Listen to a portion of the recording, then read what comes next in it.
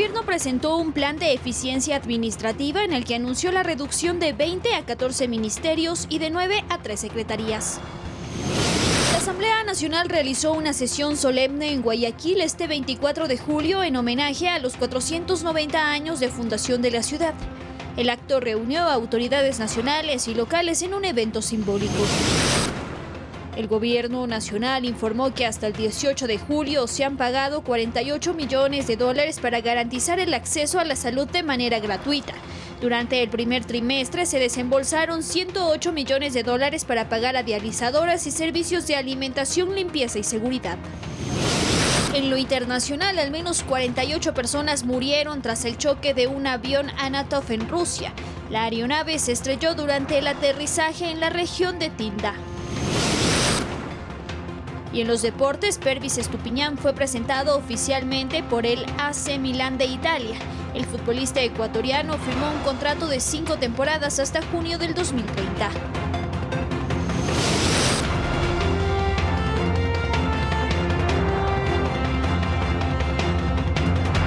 Amigos televidentes, ¿qué tal? ¿Cómo están? Muy buenas noches, bienvenidos a la emisión estelar de Noticias 7. Los invitamos para que nos sigan a través de www.eltelegrafo.com.es, también en www.ecuadortv.es. Además, ya estamos conectados en el dial de Pública FM y por nuestras redes sociales. También ya tenemos a su disposición el código QR, que como siempre los invito a que lo escaneen con su teléfono celular para acceder a información actualizada y verificada que tiene para ustedes el telégrafo digital.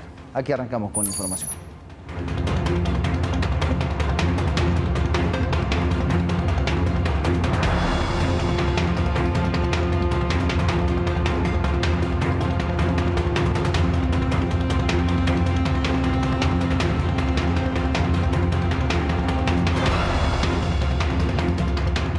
Y en estos momentos, en el arranque de nuestra programación, nos trasladamos al Palacio de Carondelet, en donde se encuentra nuestro compañero Edison Saavedra para comentarnos sobre los anuncios realizados, en este caso por la vocera de gobierno Carolina Jaramillo. Edi, adelante, estamos contigo. ¿Cómo estás? Buenas noches. Hola Fer, muy buena noche, así es, 7:02 de la noche, hacemos contacto desde acá, desde los exteriores de la presidencia, justamente como tú lo anunciaste, porque hace pocos minutos la vocera de Carondelet, Carolina Jaramillo, acaba de dar y anunciar el plan de eficiencia administrativa del Estado, que básicamente implica que el gobierno entre en una fase de modernización, y para esto se han tomado varias medidas. Una de ellas es la fusión de ministerios. La vocera ha anunciado que de 20 ministerios se reducen a 14, mientras que las secretarías se reducen de 9 a 3. Escuchemos sus declaraciones. El Ministerio de Desarrollo Urbano y Vivienda se fusiona al Ministerio de Transporte y Obras Públicas, el Ministerio de Cultura y Patrimonio se fusiona al Ministerio de Educación, el Ministerio del Deporte se fusiona al Ministerio de Educación, el Ministerio de la Mujer y Derechos Humanos se fusiona al Ministerio de Gobierno, el Ministerio del Ambiente, Agua y Transición Ecológica al Ministerio de Energía y Minas, la Secretaría de Educación Superior, Ciencia, Tecnología e Innovación se fusiona al Ministerio de Educación, el Ministerio de Turismo se fusiona al Ministerio de Producción, Comercio Exterior, Inversiones y Pesca. La Secretaría Técnica Ecuador Crece sin Desnutrición Infantil se fusiona al Ministerio de Inclusión Económica y Social. La Secretaría de Inversiones Público-Privadas se fusiona al Ministerio de Transporte y Obras Públicas. La Secretaría Técnica de Gestión Inmobiliaria del Sector Público se fusiona a la Secretaría General de Administración de la Presidencia de la República.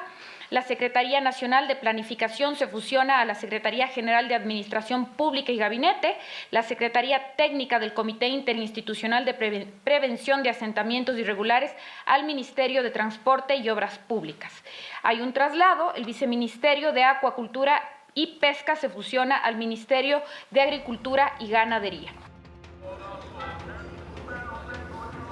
Así es, otra de las medidas anunciadas desde acá ha sido la reducción y la desvinculación de 5,000 funcionarios públicos que han sido calificados según sus procesos de eficiencia. Ha mencionado también que dentro de estos 5,000 funcionarios públicos que serán desvinculados no entran justamente el personal de primera línea como policías, militares y también el personal de salud entre médicos y enfermeras. Escuchemos. Estamos iniciando un proceso de desvinculación de 5,000 funcionarios públicos. Este proceso de desvinculación está iniciando el día de hoy y es un proceso de desvinculación que tiene un carácter y tiene una naturaleza y un objetivo que está basado en criterios de eficiencia.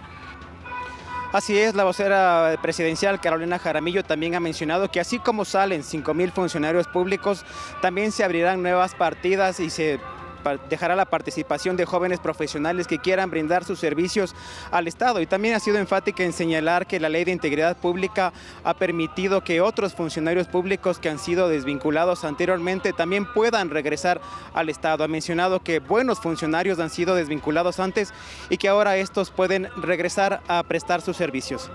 Eso es lo que podemos informarte, Fer, desde acá, desde los exteriores de Presidencia. Continuamos contigo en estudios. Muy buenas noches. Perfecto, Edison. Muchísimas gracias por la información. Seguramente ampliaremos la misma entre hoy en el mismo noticiero y seguramente mañana temprano también en la emisión matinal de Noticias 7 tendremos más información al respecto, detalles de cómo se va a seguir procediendo con esta información que ha surgido hoy desde Carondelet. Nosotros seguimos con más información y les comentamos que el Gobierno Nacional informó que en coordinación con el Ministerio de Finanzas se realizaron pagos prioritarios para el sector de la salud. Durante el primer trimestre se desembolsaron 108 millones de dólares para pagar a dializadoras y servicios de alimentación, limpieza y seguridad, mientras que en el segundo trimestre se desembolsaron 247 millones para mantener la operatividad del sistema y la atención continua. Hasta el 18 de julio se han pagado 48 millones de dólares para garantizar, en este caso, el acceso a la salud de manera gratuita.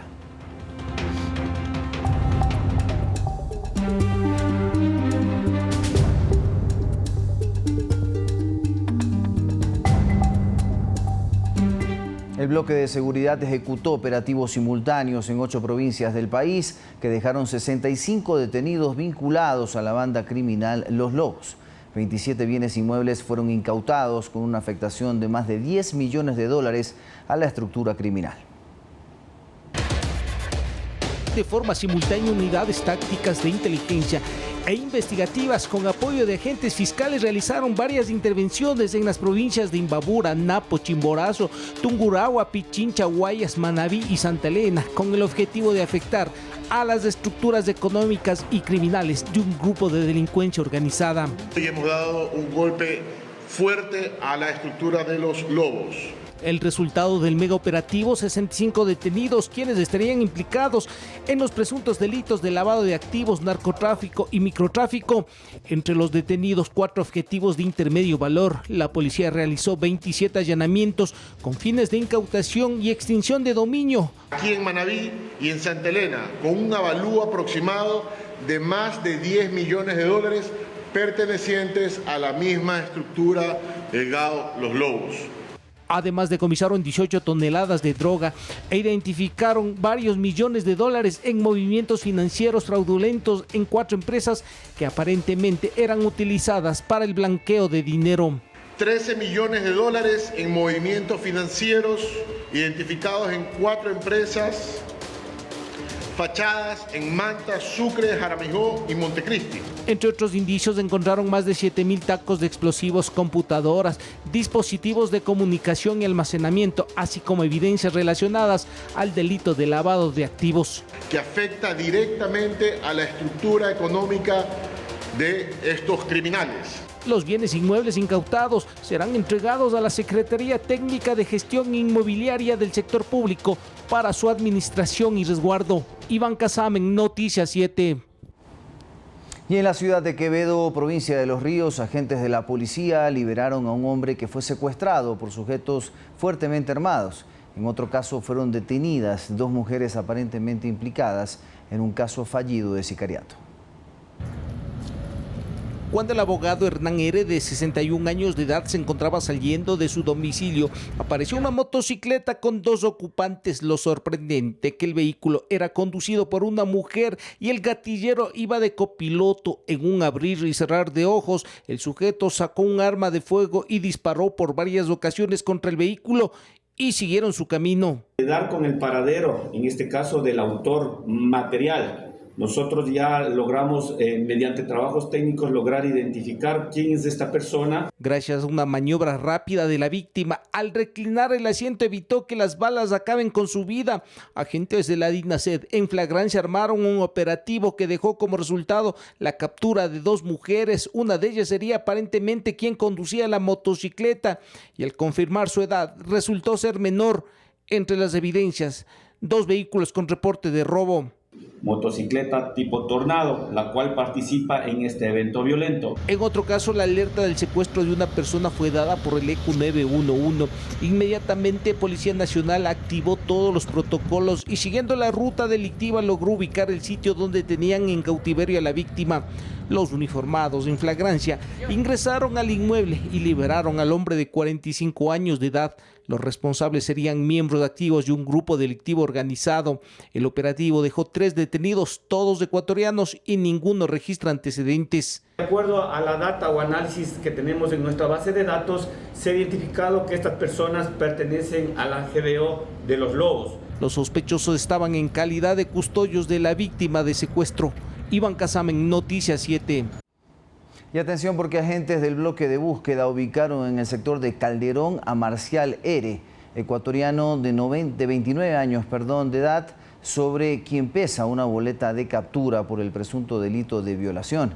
El sujeto está considerado como el 6º más buscado de la provincia de Pichincha, constando en el programa de violencia de género. El hecho se terminó registrando en enero del 2017. Un adolescente aparentemente fue víctima de agresión de carácter sexual.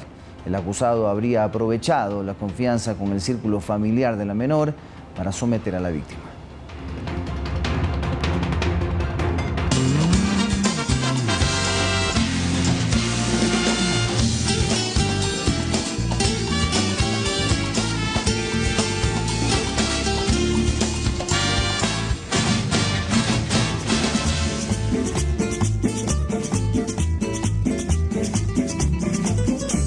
Yo nací en esta tierra de las bellas palmeras, de cristalinos ríos, de paisajes ideales.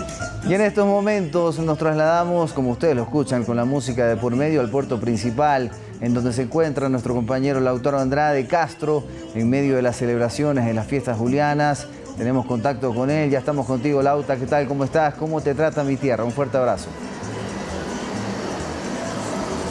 Hola Fer, muy buenas noches. Te cuento que me encuentro en una de las arterias viales de Guayaquil y siendo exactamente las 19 horas con 13 minutos. Miren ustedes el tráfico aquí en la Avenida de las Américas.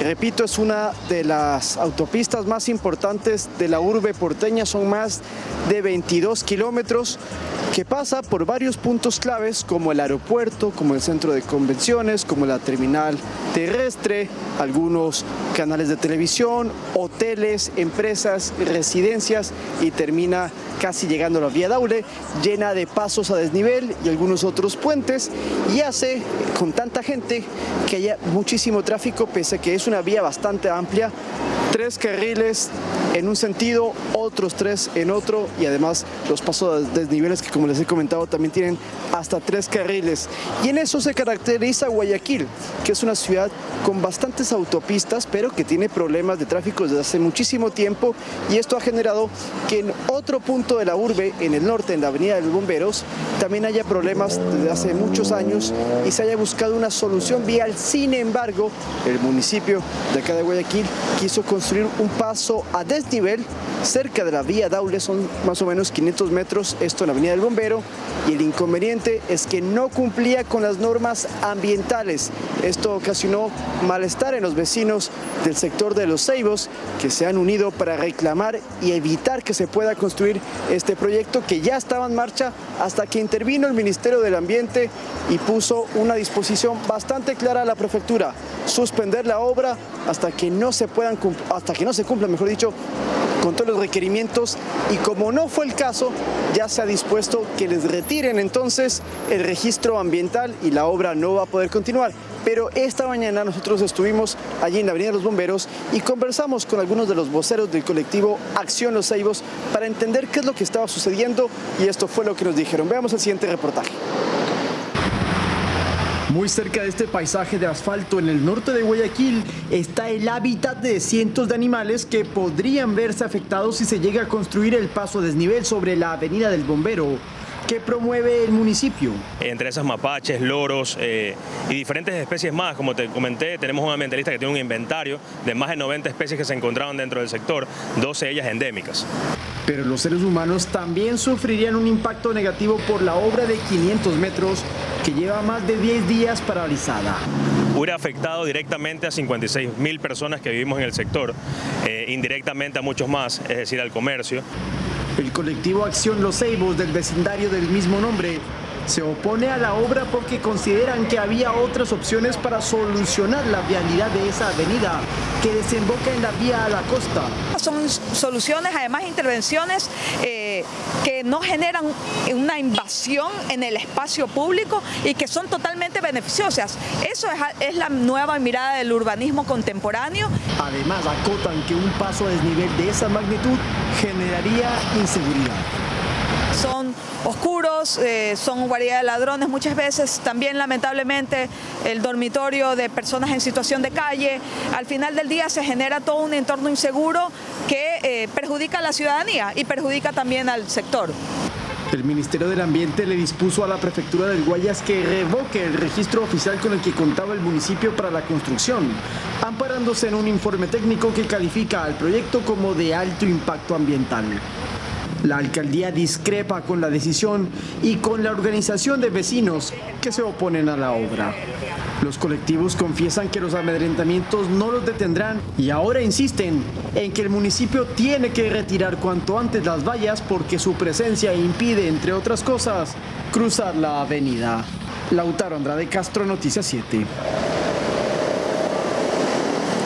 Por cierto, estos colectivos ciudadanos están enfrentados con el alcalde de Guayaquil, Aquiles Álvarez, quien ha dicho que ellos tienen fines políticos y su respuesta es que no, que ellos políticos sí son, pero no partidistas.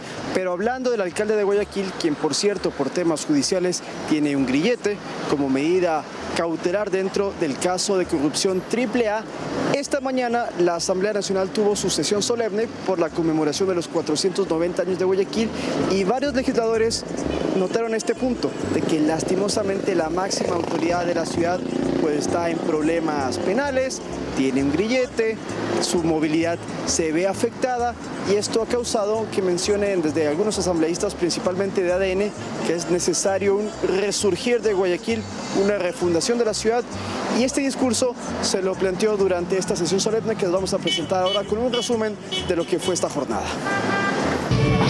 El orgullo de ser guayaquileño se palpó en la sesión solemne de la Asamblea Nacional para conmemorar a la urbe porteña. Las autoridades parlamentarias llegaron a la Universidad Tecnológica Empresarial para participar en un evento donde se repitió que si algo ha caracterizado a esta ciudad es su tenacidad histórica. El guayaquileño siempre tuvo razón de existir en estos lares porque fue su manifestación propia, la supervivencia de sí mismo del ser humano. Guayaquil nunca se doblegó, decían, y el asambleísta Andrés Guzmán acotaba una cualidad más. Nuestro segundo nombre debería ser resurgir. El presidente de la Asamblea, Nils Olsen, coincidía con que Guayaquil se ha refundado varias veces y por la situación política actual cree que esta es una de ellas. Porque al final la historia no recordará cuántos discursos dimos, sino cuántas vidas mejoramos. Y créanme, Guayaquil no está sola y nunca más debe estarlo. Y ese mensaje se transmitió entre los presentes, entre ellos una veintena de destacados guayaquileños deportistas, músicos, artistas y científicos condecorados en la sesión. Que Guayaquil resurge todos los días y eso es verdad. Cada día que salimos a hacer lo que nos toca hacer en beneficio de la ciudad, significa que estamos resurgiendo y tratando de mejorar. Hay que mantener a Guayaquil de alguna manera donde siempre la hemos querido tener. Y de parte del Parlamento enfatizaron que Guayaquil no necesita aplausos, sino leyes en favor de su gente. Vamos 8 en 8 semanas, dijo el presidente Olsen. Lautaro Andrade Castro, Noticias 7. Y hablando de la Asamblea, el presidente del Legislativo, Nils Olsen, informó que próximamente se va a anunciar un cuarto proyecto de ley en materia económica urgente que va a ser enviado por el Ejecutivo. No brindó más detalles, no explicó cuál es la temática, dijo que eso le corresponde al presidente de la República, así que habrá que estar pendientes esta semana. Y para cerrar el tema del Parlamento, queríamos indicarles que hemos conversado con el asambleísta Ferdinand Álvarez, quien es el presidente de la Comisión de Fiscalización, respecto a lo que está diciendo en las redes sociales Javier J., prófugo de la justicia por el caso Metástasis y también acusado de presuntamente participar en la red de corrupción en los hospitales públicos durante el 2020, quien ha acusado a Álvarez de varios temas. El asambleísta se defiende, dice que no tiene nada que ver y que además lo que está sucediendo es una especie de amedrentamiento por solicitar que se investiguen los hechos en los que habría participado Javier J. Le hemos preguntado si teme por su vida, si quizás va a tomar algún tipo de acción judicial ante posibles amedrentamientos, y esto fue lo que nos dijo. ¿Ustedes recuerdan en qué está vinculado el señor? El señor está acusado dentro de ser una persona que financió el crimen al señor Fernando Villavicencio. No es una cosa menor. Así que yo he responsabilizado directamente que en caso que me pase algo a mí o a mi familia, o sea, no sería coincidencia con un segundo presidente de la Comisión de Fiscalización que lo señala el señor Javier Jordán, nuevamente sea asesinado. Entonces, yo he advertido que algo que me pase a mí o a mi familia, lo responsabilizo al señor. El país sabe la forma de actuar, el modus operandi del señor. Eso es lo que necesitamos. ¿Tiene miedo usted al señor Jordán? Miedo solo a Dios. Siendo las 19:22, vamos a cambiar de temas políticos, pero seguimos hablando de Guayaquil porque el puerto principal es noticia y está conmemorando sus 490 años de fundación. Por cierto, más adelante les vamos a contar por qué se eligió esta fecha del 25 de julio, porque sí, señores, se la escogió. Pero primero, veamos un reportaje sobre los atractivos turísticos que tenemos aquí en la urbe porteña y que si usted la visita, no se los puede perder. Sabor, socio, Snaki, Barcelona y Emelec son solo algunos de los términos que seguramente, si usted es del Guayas, sabe perfectamente a lo que me refiero. Guayas es una provincia en la costa del Ecuador, conocida por su rica historia, cultura y belleza natural. El gigantesco río por el que se le da su nombre es el camino que desemboca en el puerto más importante del país. Acá, las opciones turísticas son variadas. Por ejemplo, usted podría arrancar en Guayaquil, su capital, en el Malecón 2000. Imagínese un paseo marítimo de 2.5 kilómetros junto al majestuoso río Guayas. Más allácito nomás está el Cerro Santa Ana, un sitio histórico con plazoletas y áreas verdes para la recreación y el descanso. Si usted quiere salir un poco de la ciudad, ¿qué le parece ir a la Reserva Ecológica Manglares Churute? Un área protegida con manglares y una gran variedad de fauna. Si lo que quiere es playa, por supuesto que lo tenemos. Playas Villamil, Isla Santay o Puerto Hondo. En este último caso, un bosque protector de manglares con actividades como el kayak y la pesca deportiva. Para terminar el paseo, no podemos dejar de lado a las cascadas Piedra Blanca, un destino para amantes de la aventura, con actividades como el rappel, parapente y trekking. Esa es una pequeñísima parte del Guayas. Y si la semana anterior le presentamos Pichincha, hoy el Guayas, para la próxima le prometemos Manabí. Mañana es 25 de julio. Vamos rápidamente a contarles en esta pequeña clase de historia. Guayaquil, en verdad, se fundó como ciudad en Riobamba, en la provincia de Chimborazo, en 1534. Lo que sucede es que en 1535 llegó. No, vamos a ver primero a Mafalda, me confirma la producción. Mañana se va a inaugurar el monumento a Mafalda, el personaje característico e icónico de Quino y también de la literatura latinoamericana. Mafalda se va a ubicar en las calles 9 de octubre y Escobedo, y con esto Guayaquil se convierte en la primera ciudad de nuestro país y la 17ª del mundo en albergar una escultura oficial de Mafalda creada por el artista argentino Quino, Pablo Irigoyen. La figura del monumento como tal, que es hecho de resina epóxica y reforzada con fibra de vidrio y mide aproximadamente 75 centímetros, una escala ideal para generar cercanía con el personaje y que también las personas puedan fotografiarse con ella. Entonces, mañana se inaugura Mafalda, nosotros estaremos por allí y también estaremos en otros puntos de la ciudad, porque mañana también es la sesión solemne que va a realizar el gobierno nacional, será en la gobernación de la provincia del Guayas. Está invitado el presidente de la República, Daniel Noboa, y entendemos que también irán algunas autoridades de Estado. Mañana también es la batalla de Jambelí. Recordemos que hace muchísimos años, en el siglo anterior, hubo un enfrentamiento en 1940 aproximadamente entre el Ecuador y el Perú, y un pequeño buque ecuatoriano venció a una de las embarcaciones más grandes que tenía el Perú y la hizo retirarse cuando trataban de invadir Guayaquil, y eso siempre se recuerda, y allí nació la Armada del Ecuador. Pero además, para terminar la historia, Guayaquil, en 1535 fue el año cuando hubo el primer asentamiento en este territorio. ¿Y por qué la fundación es el 25 de julio?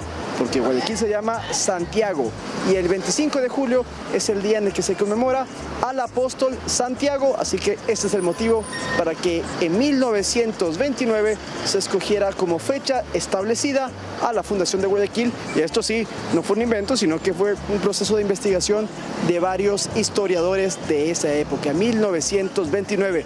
¿Cómo sé todo esto?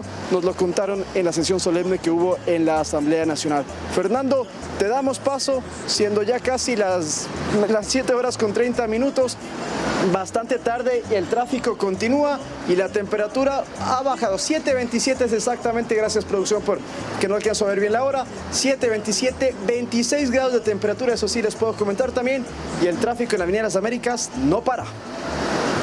Claro que sí, Lauta, un fuerte abrazo para ti. La verdad que increíble toda la información que tenemos, completísima con respecto a cómo se siguen desarrollando las fiestas julianas y toda la información que se genera también alrededor de muchas novedades que hemos tenido durante el día a nivel gobierno también. Pero bueno, nosotros hacemos una pequeña pausa. Cuando regresemos tenemos más información para ustedes. Guayaquileño de la tierra más linda, pedacito de suelo de este inmenso Ecuador. Guayaquileño, no hay nadie quien te iguale, como hombre de coraje, lo digo en...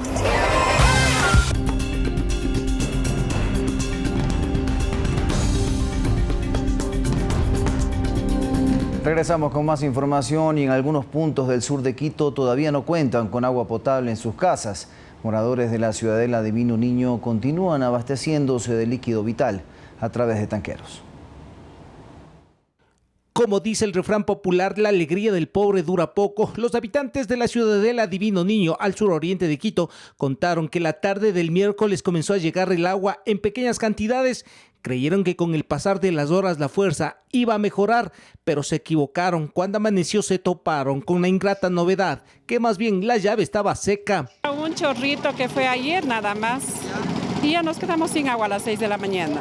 A don Clever Almeida le encontramos en la fila, que a propósito estaba bastante larga. Conversamos con él y nos invitó a su departamento para confirmar que no tienen agua. En efecto, al abrir la llave de la cocina, nada de nada, ni una gota. Parecida situación en la ducha. Vivimos junto a los tanques de reserva del Troje, pero es lamentable que muramos de sed junto a la fuente. Van 15 días sin contar con el líquido vital y no les queda otra alternativa que seguir esperando a los tanqueros, que por ahora, como en otros sitios, ya cuentan con agua, llegaron temprano. Esperan que el ofrecimiento del alcalde se cumpla lo más pronto posible y el agua les llegue en las próximas horas.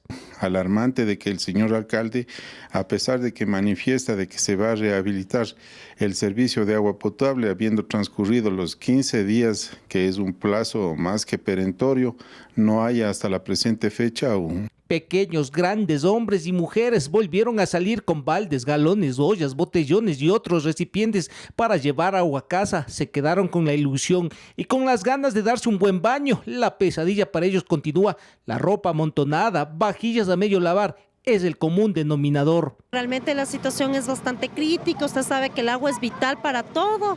Son 15 días ya sin agua, carriendo agua, estamos con dolores de brazos, dolores de piernas. Siguen resistiendo a pesar de ser vecinos de los tanques de agua. Al parecer serán los últimos en contar con el líquido vital. Iván Casamen, Noticias 7. Y atención a la información porque los accidentes de tránsito siguen marcando cifras preocupantes en el Ecuador. En lo que va del 2025, cerca de 100 personas han perdido la vida en un siniestro de tránsito. Según las autoridades, solo en Quito, más de 100 siniestros han sido protagonizados por vehículos pesados. Y a nivel nacional, las cifras aún aumentan. En cuestión de segundos, la rutina de un día cualquiera puede convertirse en tragedia. La madrugada del 5 de febrero de 2025, en la carretera Loja-Zamora, dos tanqueros colisionaron violentamente. Uno transportaba combustible, el otro leche. El impacto fue tan fuerte que dejó la vía bloqueada por horas y provocó daños materiales de gran magnitud, aunque por fortuna no se reportaron víctimas. El 27 de junio en Quito, la historia fue distinta. En la avenida Simón Bolívar, un camión chocó contra un vehículo particular. El resultado, un fallecido en el lugar y 3 personas heridas. A estas tragedias se suman los accidentes protagonizados por vehículos pesados que se han vuelto recurrentes en la capital. Cuando existe un siniestro de tránsito, cuando el vehículo tiene una carga, la velocidad, la circulación más otros factores son los que suman para que este impacto pueda ser más fuerte. Según un reciente informe de la Agencia Metropolitana de Tránsito en Quito, ya se suman más de 100 siniestros solo en el 2025, la mayoría provocados por camiones y autos de gran tonelaje en arterias de alto tráfico como la avenida Simón Bolívar y la Ruta Viva. Esta normativa que regula, que exceptúa la circulación del transporte pesado en franjas horarias, en la mañana, por ejemplo, de 6:30 de la mañana a 8:30, 9 en diferentes sectores, y en la tarde es de igual manera desde las 16 horas hasta aproximadamente 20 horas.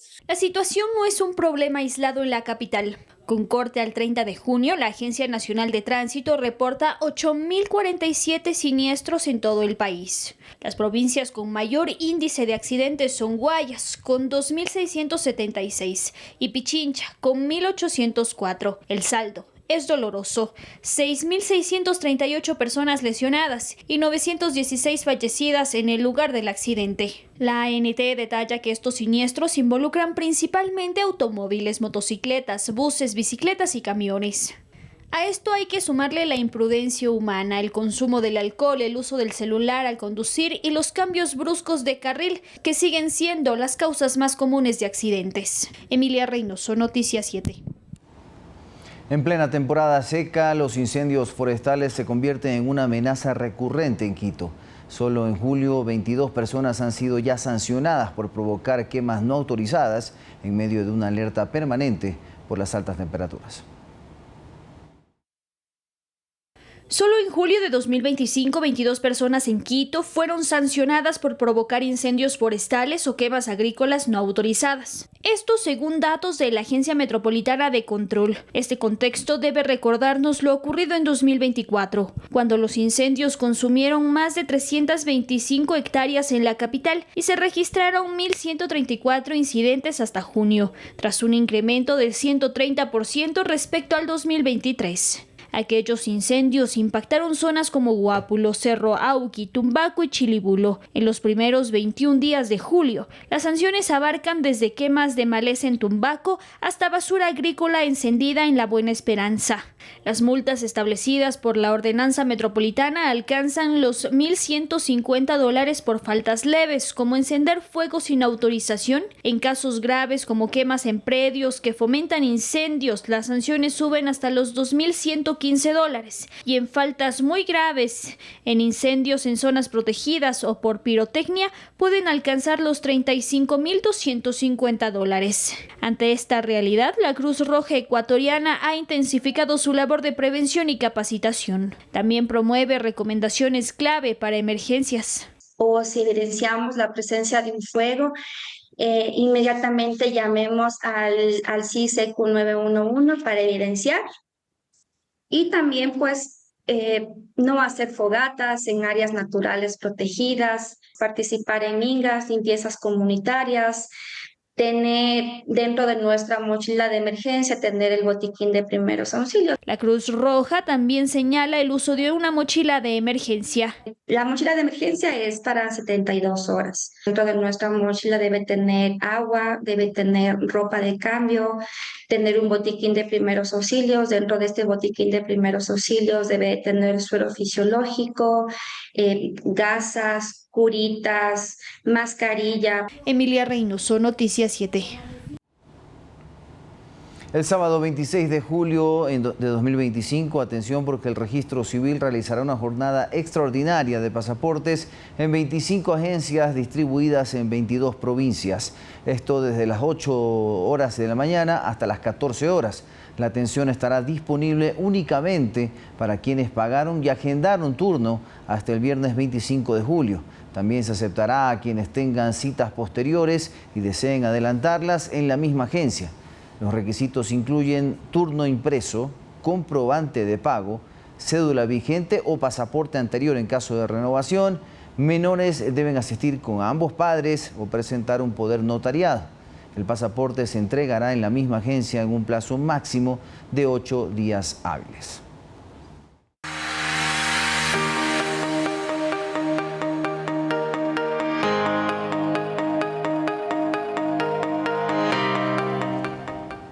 ¿Sabía que en Ecuador se estrenan cerca de 150 películas cada año? Lo que pocos conocen es que detrás de cada producción hay un derecho que debe respetarse. El derecho de imagen de quienes participan, actores, actrices y profesionales del medio, tienen el respaldo de una organización que vela por que se les reconozca y pague lo que les corresponde, tanto a nivel nacional como internacional. Hoy les contamos cómo funciona esta protección y por qué es tan importante para la industria audiovisual del país. Es la famosísima Salma Hayek. ¿Quién no la reconoce? Seguro, la ha visto una innumerable cantidad de veces. Y sabía una cosa, cada vez que usted la vio, ella recibió una regalía. Sí, se llaman derechos de imagen. Y en el Ecuador hay una organización sin fines de lucro llamada Uniarte, que cuida estos derechos de sus asociados, es decir, vigila que cada vez que uno de sus actores o actrices sale en el cine o en la televisión, el medio que lo difunde pague por hacerlo. Digamos, por ejemplo, Betty la Fea, 25 años en el mercado, ¿no? Claro. Más o menos, y 17,000 versiones.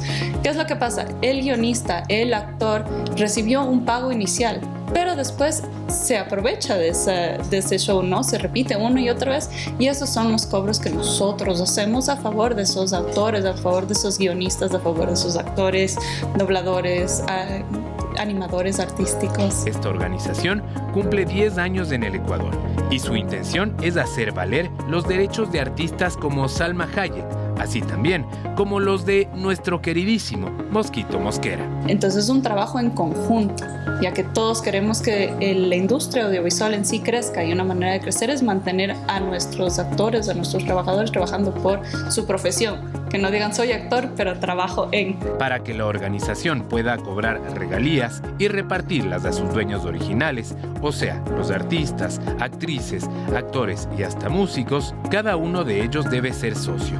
Una gestión que casi no tiene costo y, por el contrario, provee de muchos beneficios. Somos un pequeño IES, digámoslo así, para nuestros actores y nuestros socios. Yeah. Entonces les damos beneficios como paternidad, maternidad, exequiales, de bienestar psicológico, bienestar médico. Si es que tú tuviste una emergencia, te chocaste, nosotros te ayudamos para pagar esos valores a través de todo lo que estamos cobrando. Y igualmente tenemos un programa educativo. Son más de 300 actores, entre nacionales y extranjeros, los socios de Uniarte, que, aunque suene a universidad, lo que le propone es cuidar sus derechos de imagen más fundamentales y que le paguen por usarlos.